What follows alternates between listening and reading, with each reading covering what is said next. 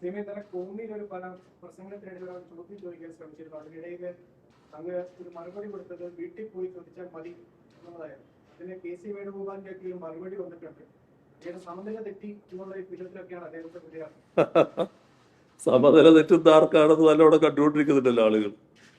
എനിക്ക് സമനില തെറ്റേണ്ട കാര്യമൊന്നുമില്ല.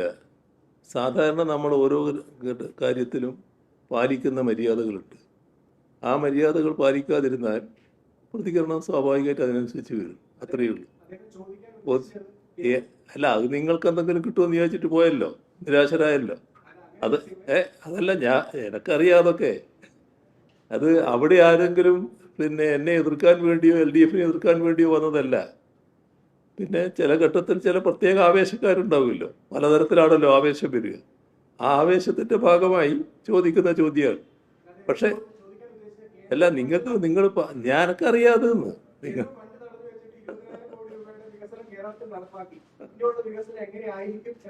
അങ്ങനെ ചോദ്യം ചോദിക്കാനല്ലോ പത്രസമ്മേളനമല്ലോ പൊതുയോഗം എന്ന് പറഞ്ഞാൽ. ഈ പത്രസമ്മേളനത്തിൽ നിങ്ങൾ ചോദിക്കുന്നത് എന്തുകൊണ്ടാണ്? ഈ പത്രസമ്മേളനം ആയതുകൊണ്ടല്ലേ. നിങ്ങളെല്ലാവരും വന്ന് എൻ്റെ പൊതുയോഗത്തിൻ്റെ മുമ്പിൽ ഇരുന്നിട്ട് ആടും ചോദ്യം ചോദിക്കൂ. അങ്ങനെ ചോദിച്ചാൽ കിട്ടുന്ന മറുപടി അത് തന്നെയായിരിക്കും. അത് സ്വാഭാവികമല്ലേ. പൊതുയോഗത്തിൻ്റെതായ മര്യാദയുണ്ട്. പൊതുയോഗത്തിൽ നമ്മളൊരാൾ സംസാരിക്കാൻ ചെല്ലുന്നു, ഒരു രാഷ്ട്രീയ പാർട്ടിയോ മുന്നണിയോ ആരോ ആവട്ടെ സംസാരിക്കുന്നു. ഇഷ്ടമില്ലാത്തവർ കേൾക്കണ്ട, പോകണം. ഇഷ്ടമുള്ളവർ കേട്ടാൽ മതിയല്ലോ. അതല്ലേ അതിൻ്റെ രീതി. അത് കലക്കുന്നതിനോ ബഹളം വെക്കുന്നതിനോ എന്നുള്ള നടപടികൾ സ്വീകരിക്കാൻ പാടില്ല. പണ്ട് വേറൊരു രീതി ഉണ്ടായിരുന്നു. ചില ആൾക്കാർ വളരെ ദശാബ്ദങ്ങൾക്ക് മുൻപാണ്, ഇപ്പം നിങ്ങളെ ഈ പ്രായത്തിലല്ല. അപ്പോൾ ചിലയിടത്ത് പോയാൽ ഒരു കടലാസിൽ ചോദ്യം എഴുതിയിട്ട് കൊണ്ടു കൊടുക്കും.